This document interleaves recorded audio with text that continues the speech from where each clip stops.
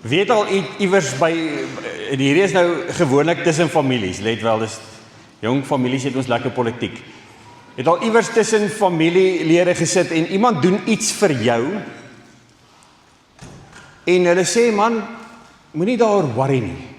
Dis mos daai woorde wat baie mense gebruik, moenie daaroor worry nie. En dan iewers along the line, later, dit partykeer selfs jare later, dan is daar 'n lekker hittige gesprek, dan sê, onthou jy toe ek vir jou dit? Onthou jy dit nog? Onthou jy dit nog? Dan gaan haal ons gou vinnig daai goedjies daar agter uit die argiewe uit om vir iemand te sê, maar onthou jy nog wat ek vir jou gedoen het? So dan wonder jy, maar het jy dan gesê, moenie daaroor worry nie. En nou haal jy daai koei uit die sloot uit.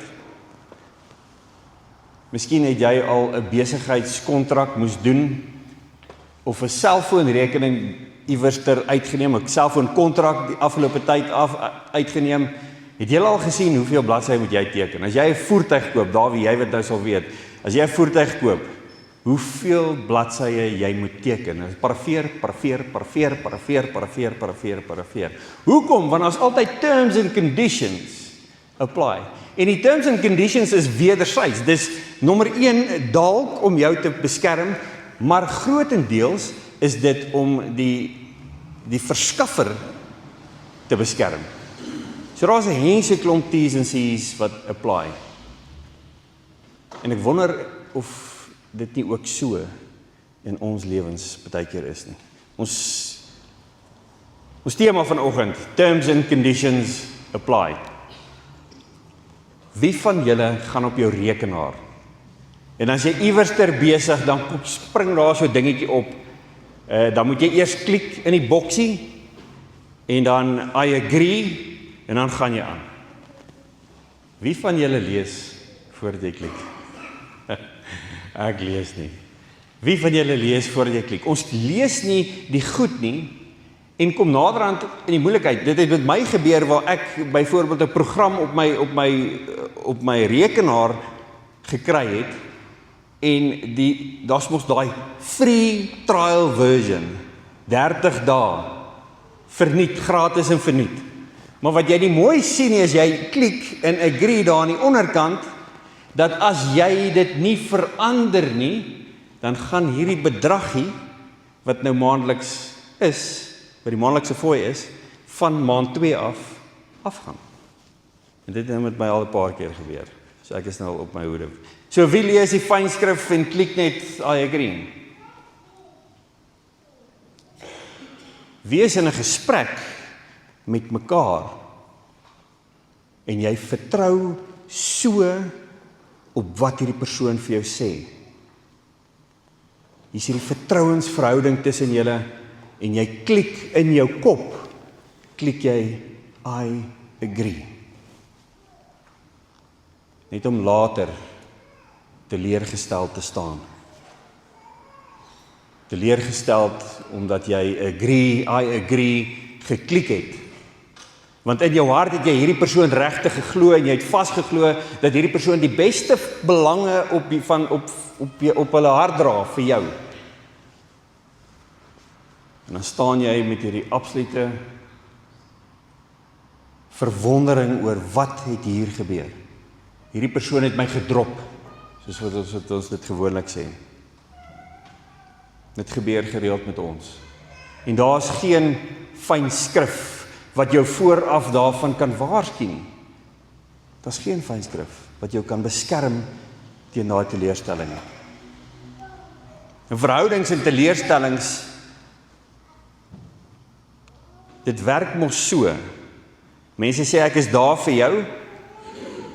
Dit gebeur gereeld, wat mense vir jou sê, ek is daar vir jou, maar in hulle koppe is hierdie terms and conditions apply, solank dit my pas, is ek daar vir jou. Wie van julle het 3 uur in die oggend vriende? Weet julle wat is 3 uur in die oggend vriende? Dis daai pel wat jy kan bel, 3 uur in die oggend. En jy weet, jy kan op hulle reken. Baie van ons vriendskappe, baie van ons verhoudings, en dis waar ons vanoggend gaan praat en daarop fokus, gaan daaroor dat ek is daar vir jou, solank dit my pas. En nou praat ons nie net van ander mense nie, ons doen 'n bietjie introspeksie onsself ook na ons eie kant toe, en vra vir onsself, as ek vir mense sê, ek is daar vir jou, dit gebeur maar so baie keer ook, wanneer ons sê, vir mense sê, ek sal vir jou bid, bid ons dan regtig, ek is daar vir jou, maar solank dit my pas. Ek ondersteun jou, solank jy net nie ander idees het as ek nie. My idees is die idees wat tel. En dan in verhoudings en in huwelike en in die werksplek, ek bly solank jy aan my behoeftes vervul. Ek sal by jou bly, solank jy my happy hou en voldoen aan my vereistes, my terms and conditions. Ek soek X bedrag dames vir my naels elke maand. Ek soek X bedrag vir my hare. Ek bly by jou en ons doen hierdie goed onbewustelik baie keer. Vir ons mekaar sê ek bly by jou en ek support jou solank jy aan my behoeftes vervul. Die waarheid is dat die pyn in baie verhoudings kom nie uit haat nie, maar uit onuitgesproke verwagtinge. Wat bedoel ek hiermee? Ons praat nie met mekaar oor dit wat ons van mekaar verwag nie. En dit gebeur gereeld in huwelike, ons gesels nie met mekaar, my skat, wat verwag ek van jou? Wat is dit wat ek nodig het van jou? Ons praat nie daaroor nie. Ons verwag maar net dat dit so sal gebeur. En as dit nie so gebeur nie, dan lei dit baie keer tot 'n klomp konflik.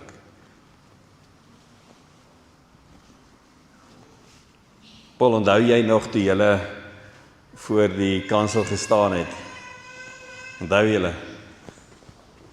Toe julle nog voor die kansel gestaan het.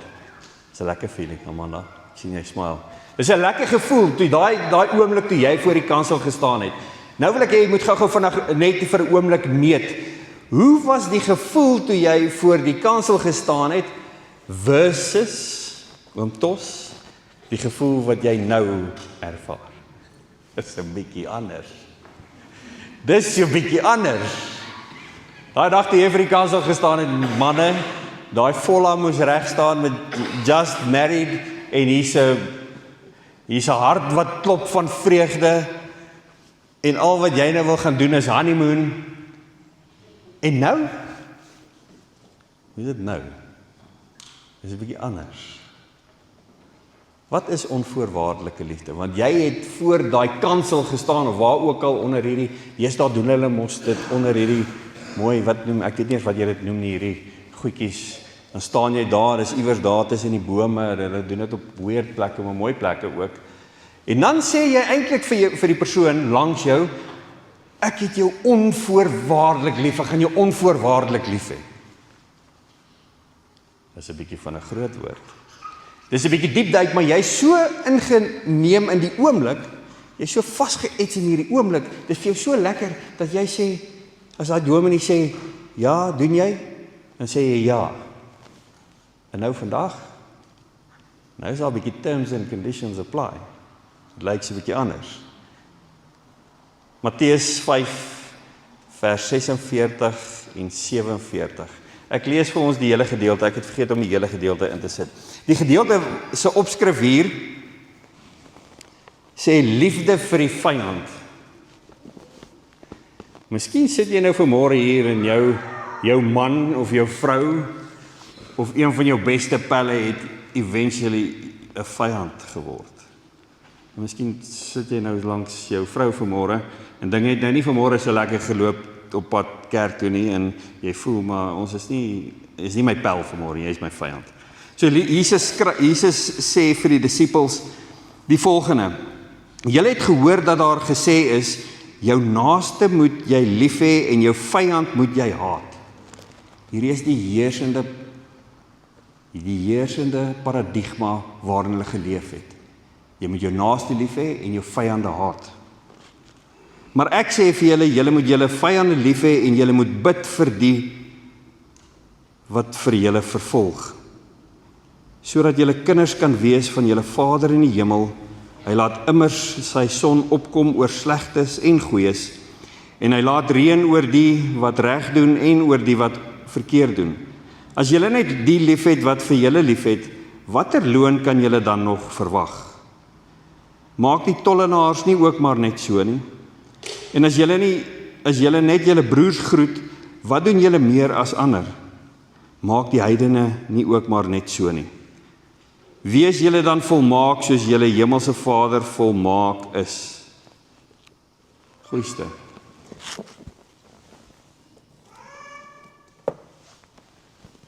Daar is die interpretasie van onvoorwaardelike liefde. Dat jy enige iemand sal lief hê, dat jy vir enige iemand sal goed wees, en hy noem pertinent die woord groet, want hulle het nie met mekaar vir mekaar gegroet. As jy nie deel was van my groepie nie, was jy nie gegroet nie. En Jesus sê, dit is wat onvoorwaardelike liefde is.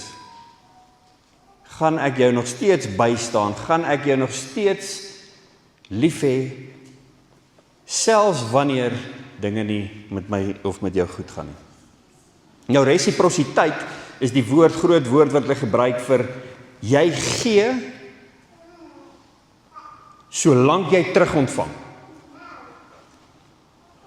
So jy gee vir iemand solank jy iets terug ontvang. En dit is hoe dit gewerk het in die Bybelse tyd. Dit is waar dis die agtergrond en die konteks van hierdie teks, is dat mense het net vir iemand iets gegee as hulle weet hulle gaan weer ietsie terugkry. Dis hoe dit gewerk het in Jesus se tyd. Nou kom Jesus en hy maak hierdie radikale uitspraak en hy sê, julle moet vir almal gee. En ons lees hierdie tekste en dit klink vir ons so normaal, dis okay, ons verstaan dit so, dis alright in ons wêreld. In Jesus se wêreld maak hy 'n radikale uitspraak wanneer hy sê, julle moet gee sonder om terug te verwag. Dis die bottom line. Julle moet gee sonder om terug te verwag. En nou kom die deel waar ons 'n bietjie introspeksie moet doen. Hoeveel gee ek? En hoeveel doen ek vir ander met hierdie ding in my kop, hierdie terms and conditions, half asof ek met die Here so 'n bietjie 'n ooreenkoms aangaan. Here, ek sal gee, ek gee. Want ek weet U gaan vir my teruggee.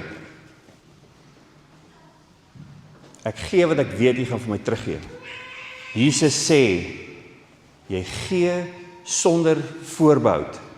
Dit is onvoorwaardelike liefde. Jy gee sonder om iets terug te verwag.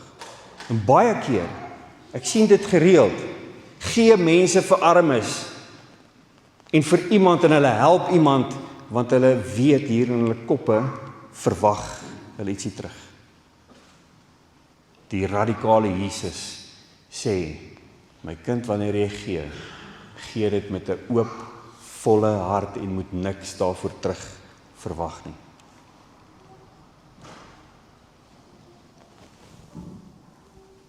Lees gou net vir 'n oomblik daar.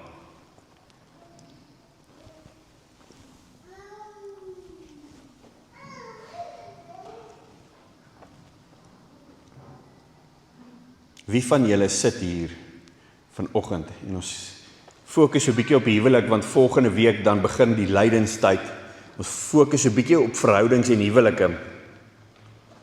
Wie van julle hier, onthou julle het ons gepraat van toe julle voor die kansel gestaan het, yes, dit was lekker, dit was great. Wie van julle hier sit dalk en jy hoef nou nie te antwoord nie. Dis 'n retoriese vraag wat jy vir jouself moet antwoord. Dat die vrou of die man wat langs jou sit, is nie jou tipe nie. Is nie meer jou tipe nie. Miskien daai tyd voor die kansel was dit jou tipe.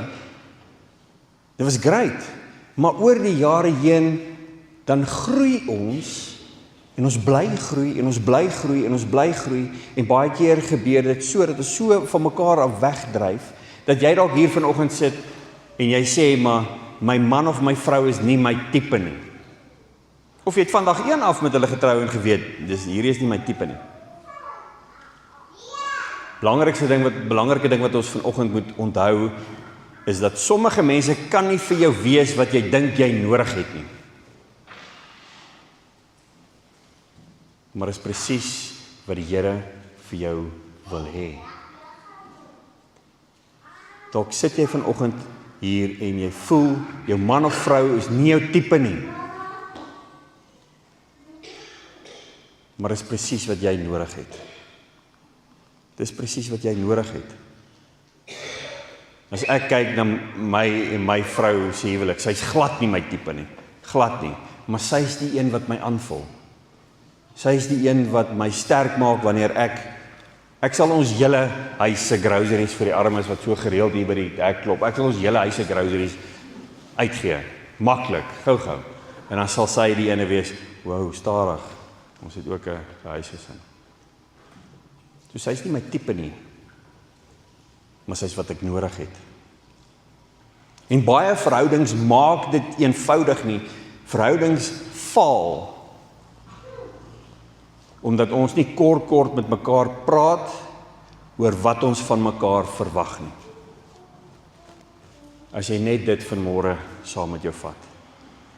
Ons verhoudings faal omdat ons nie kort met mekaar praat en vir mekaar sê wat ons van mekaar verwag nie. Want ons is groeiende wesens, ons staan nie staties stil nie, ons verander. En as ons nie met mekaar kan praat en vir mekaar kan sê, hoorie, my skat, hierdie is my behoeftes. En hierdie is die goed wat ek nodig het, vir my om gelukkig te wees in hierdie huwelik of hierdie verhouding nie. Dan het ons moeilikheid. Dan dryf hierdie skeepie so ver uit mekaar uit, dat hulle partykeer in twee verskillende oseane hulle self bevind. Eerlike verwagtinge wat ons nie kort uitgespreek word nie. Eerlik met mekaar gereeld hieroor praat nie. Mense hoop eerder my vrou gaan verstaan of my vrou weet. Sy is mos nou al 30 jaar lank saam met my. Sy moet nou al teen die tyd weet wat ek nodig het. Sy behoort te weet. En ons gaan op hierdie ding van sy behoort of hy behoort te weet. Hulle doen nie. Hulle doen nie. Die oproep vanoggend is dat ons met mekaar gereeld eerlike gesprekke voer. En as jy die goeders wil wegsteek wat nie op die tafel moet wees nie, kan ek vir jou beloof, dinge gaan nie goed uitdraai nie. Eerlikheid teenoor mekaar. Eerder as te hoop. Die sielkunde wys, daar's 3 tipe verhoudings. Daar's 'n transaksionele verhouding. Wat kry ek? Daar's 'n relasionele verhouding. Wat bou ons saam? En as daar 'n transformasionele verhouding, ons verander mekaar se lewens ten goeie, ons vul mekaar aan. Die probleem waarmee ons sit vandag is, ons verwag transformasie, maar ons sit nog steeds in transaksie. Wat kry ek? What's in it for me?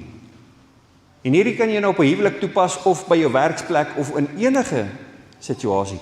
What's in it for me is die terms and conditions waarmee ons gereeld rondloop. What is in it for me? Jesus eet saam met sondaars, maar hy vertrou ook nie almal nie. Self 'n guns wil doen, gaan lees Johannes 2 vers 24. Jesus het lief, maar hy onderskei die mense vir wie hy kan vertrou.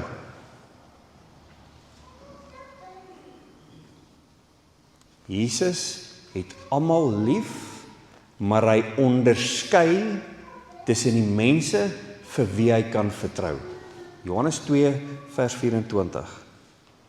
Vir ons om gesonde verhoudings te hê, is dit belangrik om 'n paar vrae te vra. Ons moet vra, wie is hierdie persoon regtig? Wat wys hulle gedrag? Nie hulle woorde nie. Wat is dit wat iemand vir my wys? Hoe tree hulle op? Dis maklik om vir jou man of vir jou vrou te sê, ek is lief vir jou, uit gewoonte uit. Het julle al dit ervaar? Ek weet nie van wie van julle dit dalk ervaar nie. Jy het jou selfoon en dan het jy hierdie gesprek. Okay, love you, bye. Okay, love you, bye. Waar die woord, ek is lief vir jou, 'n gewoonte geraak het, maar in my gedrag kan jy dit nie sien. Ek kan nie sien dat jy vir my lief is nie. is belangrik dat ons ook grense stel, sonder om skuldig te voel daaroor. Ons verwag transformasie, maar ons is nie bereid om transformasie te gee nie. Een van die moeilikste geestelike dissiplines vir ons is om mense te sien soos hulle is, nie soos jy hoop hulle is nie. Om vir mense regtig te sien vir wie hulle is, nie wat jy hoop hulle is nie. Jy hoop dalk hierdie persoon is jou beste vriend en hy gaan jou nooit drop nie. Maar uit sy gedrag en sekere goed wat hy doen, kan jy sien, maar jy kan hom nie eintlik vertrou nie. Is hierdie persoon autentiek? Het hulle integriteit?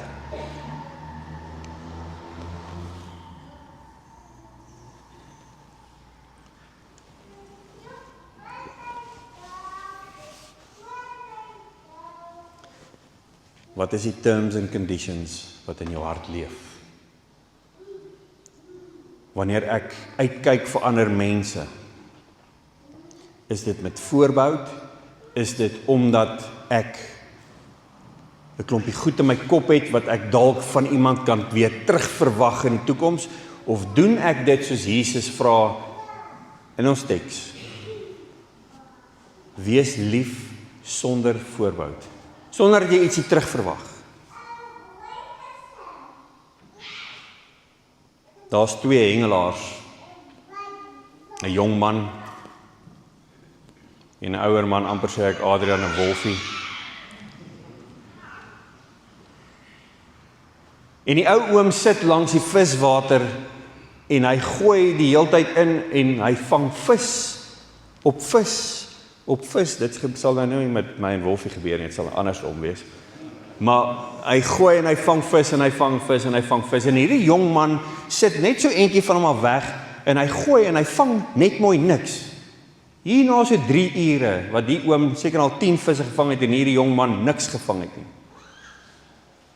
Toe kom die jong man na die oom toe en hy vra, oom, met watse aas hengel jy? Toe sê ek hengel met aas wat anders is as joune. En joune sal nie werk nie.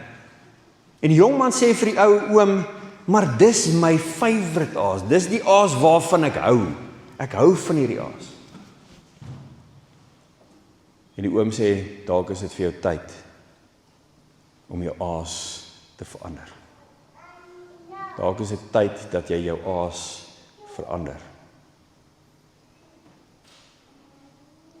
Mag mense, wanneer hulle met ons te doen kry, regtig kan sien en kan weet, hulle voel veilig. Dat hulle nie nodig het om op plekkies onder in die hoekie te teken, om te sê terms and conditions apply, want hierdie ou gaan my miskien iewers indoen. Geliefdes, mag mense veilig voel in ons teenwoordigheid. Mag hulle weet, daar's nie terms and conditions nie. En dan bid ek ook dat elkeen van ons wat met soveel mense te doen kry in 'n wêreld wat baie moeilik is vandag, veral die besigheidswêreld, dat die Here vir jou sal wys, wat is die mense en wie is die mense wat na jou lewe toe kom met terms and conditions. Wat met jou na jou lewe toe kom met voorbedagte berade, met agendas wat jou gaan seermaak, wat jou besigheid gaan skade maak, wat jou as mens gaan skade maak, mag die Here vir jou dit wys. Mag die Heilige Gees vir jou lei om dit raak te sien.